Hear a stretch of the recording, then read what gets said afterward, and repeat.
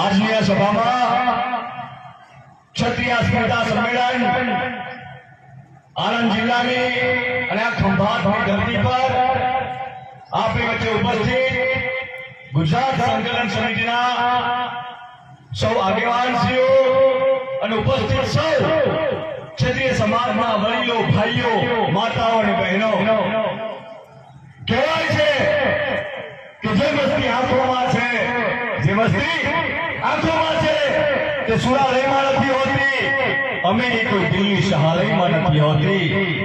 સફળતા પામવા દોડકા મૂકે છે માનવી, જે માની ગોદમાં છે તે હિમાલયમાં નથી હોતી.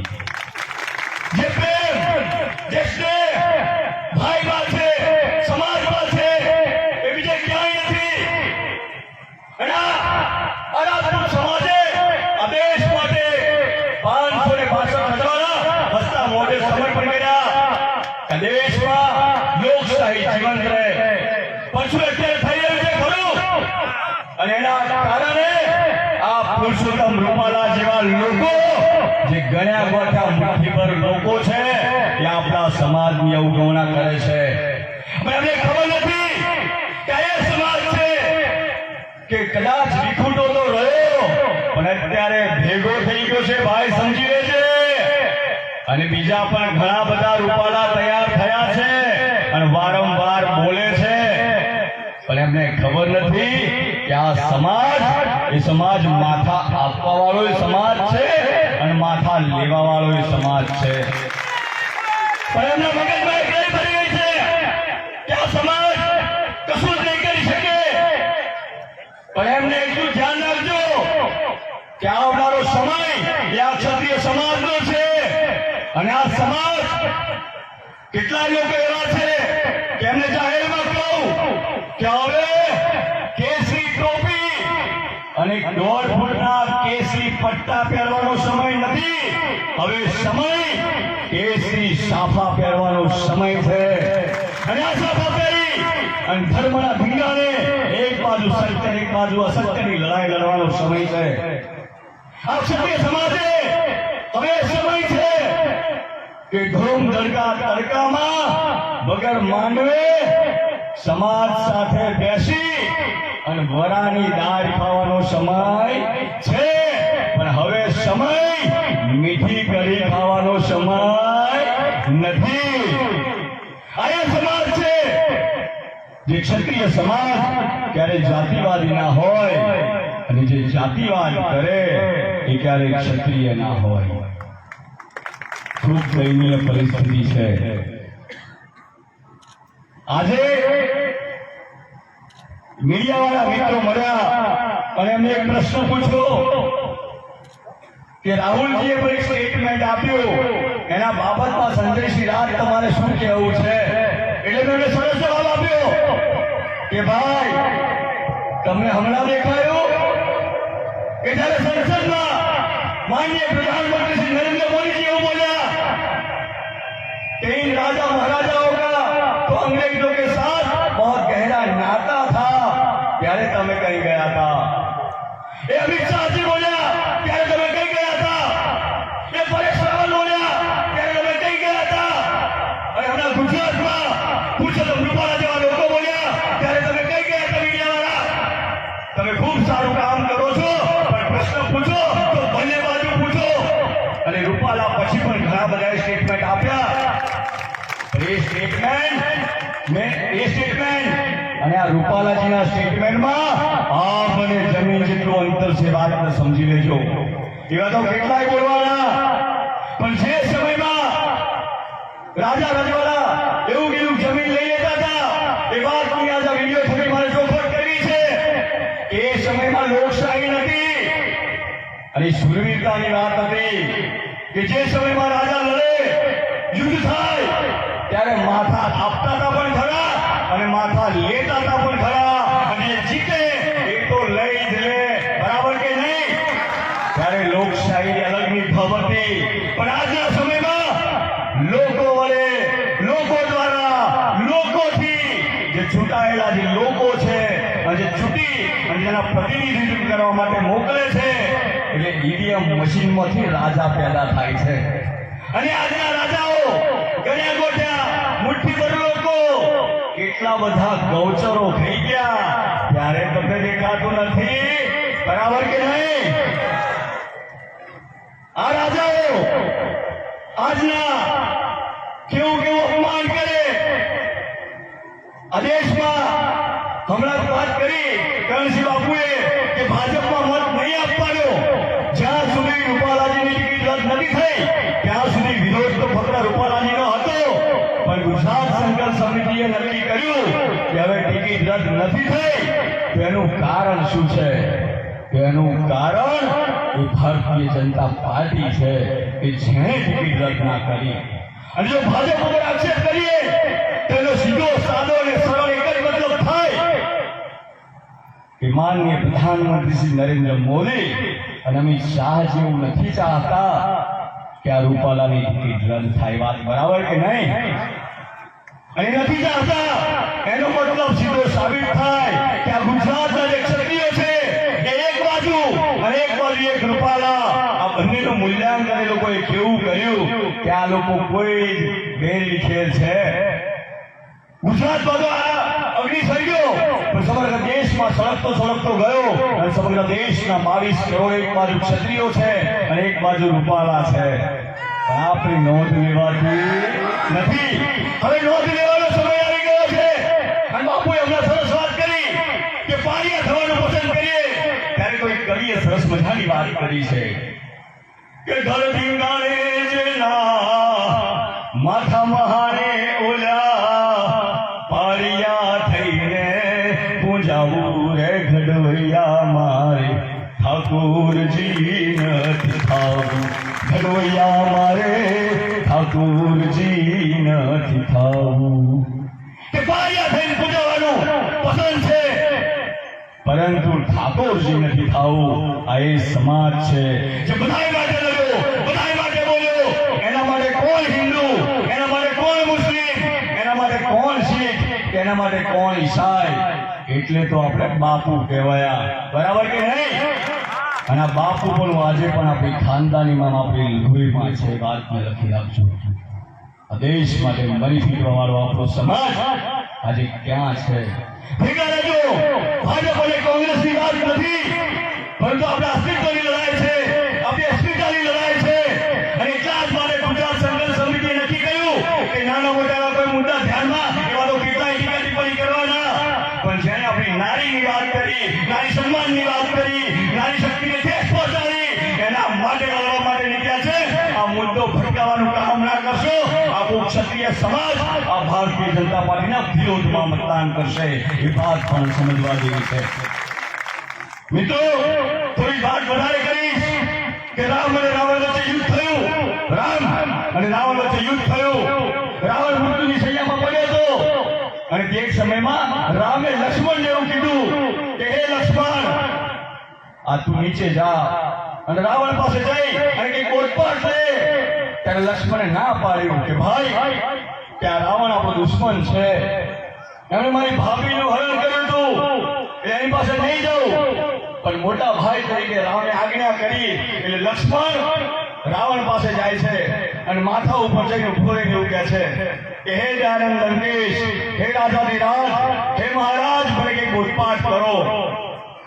ત્યારે રાવણ જે મોઢું મચકોડી લે છે અને લક્ષ્મણ પાછો આવે છે અને આવી જોયું ભાઈ હજુ રાવણનું અભિમાન કર્યું નથી, હજુ મોઢું મચકોડે છે. ત્યારે રામે એવું કીધું કે ભાઈ તું ફરી જા, કોઈની પાસે કંઈક શીખવું હોય તો એના માથા પર ના બેસાય, શીખવા માટે એના પગમાં બેસવું પડે. એટલે ફરી જાય છે, પગમાં જઈને બેસે છે. અને લક્ષ્મણ એવું બોલે છે કે હે રાજાધિરાજ, હે દયાનંદ લંકેશ, મને કંઈક બોધપાઠ કરો. ત્યારે રાવણ એવું કહે છે કે મારી મૃત્યુની ઘડીઓ ગણાઈ રહી છે અને ક્ષણભરમાં મારું જીવન ટૂંકાઈ જશે, મારું મોત નક્કી છે, પણ મારી 3 વાતોનો તું જવાબ આપ. કઈ 3 વાતો? એ 3 પ્રશ્નો પૂછે તેના જવાબ આપ. પહેલો પ્રશ્ન રાવણ લક્ષ્મણને પૂછે છે કે કુળની દ્રષ્ટિએ મોટું કોણ છે? ત્યારે લક્ષ્મણ જવાબ આપે છે કે હે દયાનંદ લંકેશ, અમે તો ક્ષત્રિય છે, તમે તો બ્રાહ્મણ છો, બ્રાહ્મણ મારા પૂજનીય હોય, એટલે કુળની દ્રષ્ટિએ રાજાધિરાજ રાવણ આપ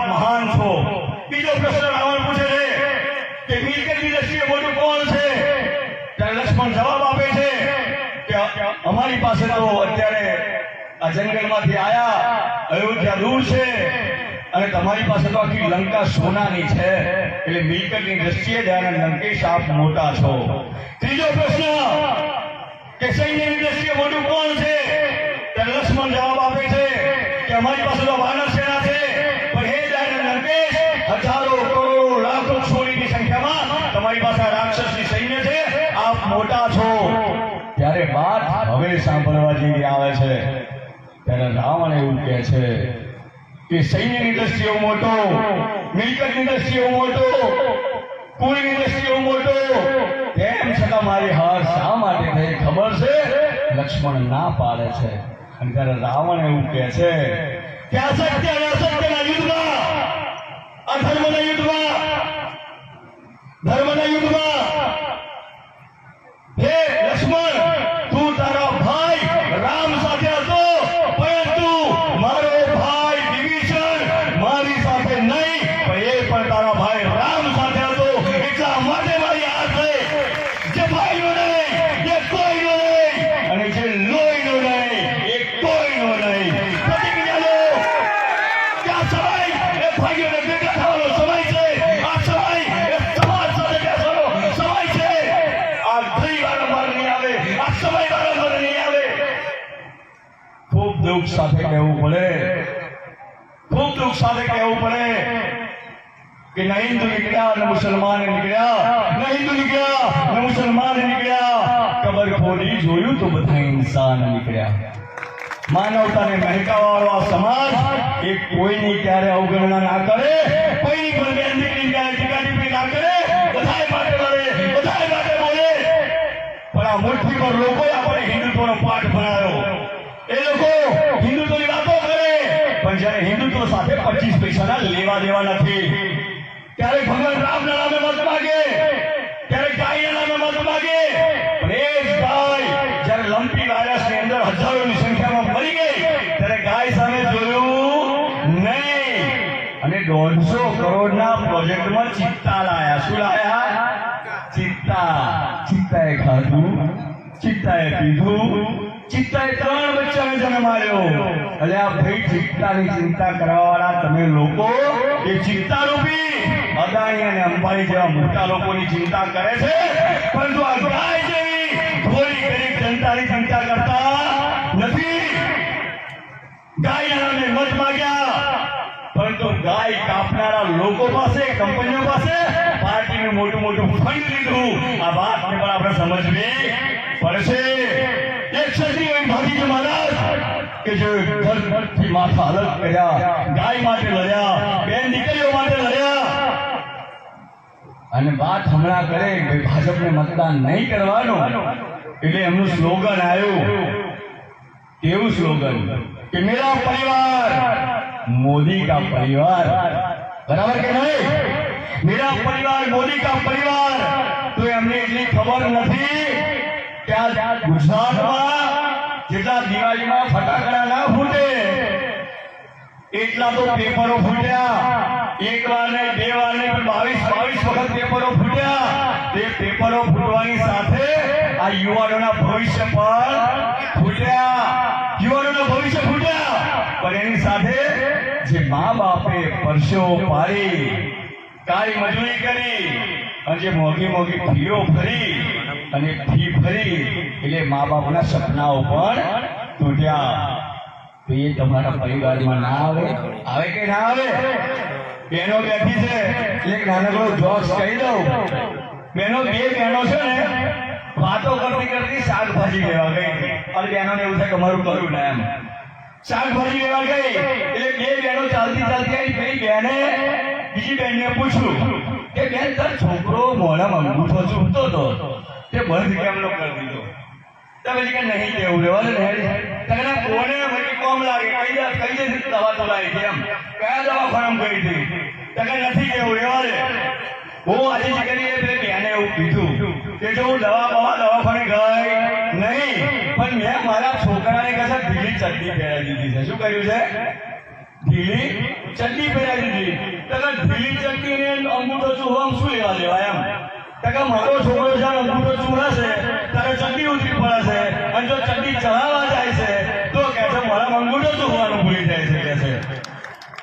આ સરકારે આપણને આ મંદી મોંઘવારી બેરોજગારી એવી ઢીલી ચડ્ડી પહેરાઈ છે કે એવા કંટાળ્યા છે આપણે કે હપ્તા ભરવાથી છૂટા પડતા નહીં, લોનો હોય અને રોલ કરે છે આપણાથી વિરોધ થઈ શકે નહીં.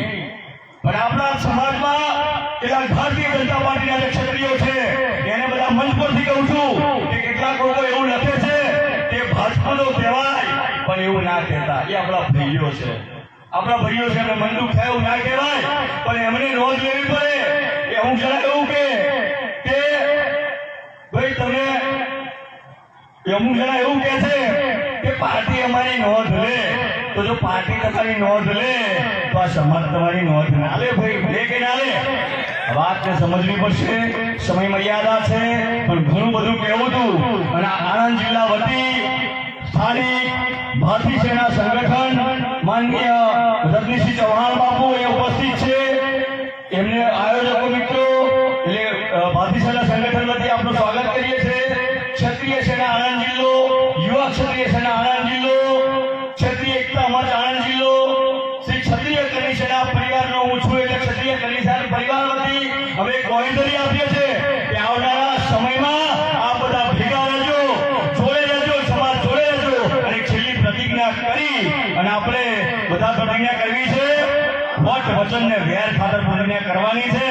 આ સમય આપણો છે. બંને હાથ ઊંચા કરી અને મારી સાથે લાંબો હાથ કરજો અને એક જયકારો લગાવી અને આપણે પ્રતિજ્ઞા લઈશું. બોલો ભારત માતા કી, બોલો ભારત માતા કી. બધા ઉભા થઈ જઈશું પોતાના સ્થાન પર. બધા બેસી જજો, કોઈ ખસતા નહીં, પણ બધા હાથ લાંબો કરજો આગળ. હું પોતે એક ક્ષત્રિય યોદ્ધા તરીકે આજની આ પાવન ધરતી, આ ખંભાતની ધરતી પરથી પ્રતિજ્ઞા લઉં છું કે હું મારા સમાજ સાથે રહીશ, હું મારા ભાઈઓ સાથે રહીશ, મારા સમાજથી ક્યારે અળગો નહીં થઉં. અને આવનારા સમયમાં મારા સમાજનો જે પણ ઉમેદવાર હશે એને જીતવામાં મદદ કરીશ, જીતવામાં મદદ કરાવીશ અને મારા સમાજ માટે હંમેશા લડતો રહીશ. દરેક સમાજની અસ્મિતા માટે અને બહેન દીકરીઓ માટે હંમેશા લડતો રહીશ. બોલો ક્ષત્રિય વીર ભારતીય મહારાજ.